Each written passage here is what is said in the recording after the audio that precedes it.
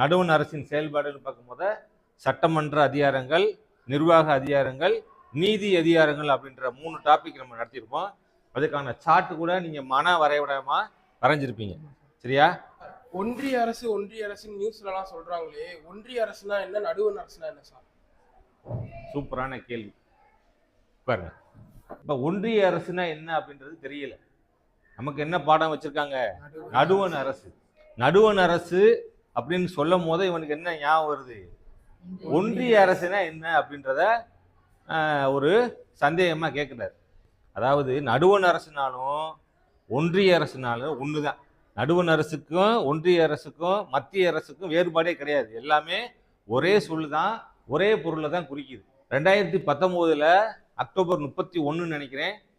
அப்ப என்ன செஞ்சாங்க அப்படின்னா, ஜம்மு காஷ்மீர் அப்படின்ற மாநிலத்தை பிரிச்சு ஜம்மு காஷ்மீர், லடாக் அப்படின்ற 2 யூனியன் பிரதேசங்களாக அதை மாத்திட்டாங்க. அதுல இருந்து இப்ப எத்தனை மாநிலங்கள் இருக்கு? 28 மாநிலங்கள், 8 யூனியன் பிரதேசங்கள் இருக்கு. சரியா?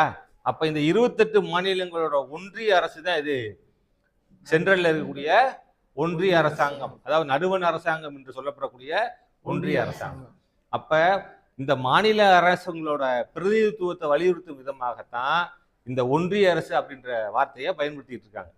மத்திய அரசாங்கம் அவங்களோட பட்டியலுக்குள்ள அவங்க என்ன செய்யறாங்க? சட்டம் இயற்றுறாங்க, நிர்வாகம் பண்றாங்க, நீதி வழங்குறாங்க. அதே போலதான் மாநில அரசாங்கத்துக்கும் என்ன இருக்கு?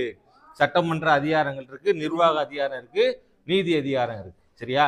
இதுல இந்திய அரசியலமைப்பு சட்டம் இயற்றினாங்கல்ல, இந்த இந்திய அரசியலமைப்பு சட்டம்ன்றது 1950 ஜனவரி 26 இருந்து நடைமுறைக்கு வந்துச்சுல. அந்த இந்திய அரசியலமைப்பு சட்டத்துல பகுதி 5ல 52 இருந்து 78 வரைக்கும் இருக்கக்கூடிய சட்டப்பிரிவுகள் நடுவண் அரசாங்கத்தை பத்தி தான் சொல்லுது. இந்த இந்திய அரசியலமைப்பு சட்டத்திலேயே ஒரு இடத்துல கூட சென்ட்ரல் கவர்மெண்ட் அப்படின்ற வார்த்தையை பயன்படுத்தவே இல்லை. அவங்க என்ன பயன்படுத்தியிருக்காங்க அப்படின்னா, யூனியன் கவர்மெண்ட் அப்படின்ற வார்த்தையை தான் பயன்படுத்தியிருக்காங்க. அதாவது இந்திய அரசியலமைப்பு சட்டத்தை இயற்றிய அந்த வல்லுநர்களே என்ன சொல்லியிருக்காங்க?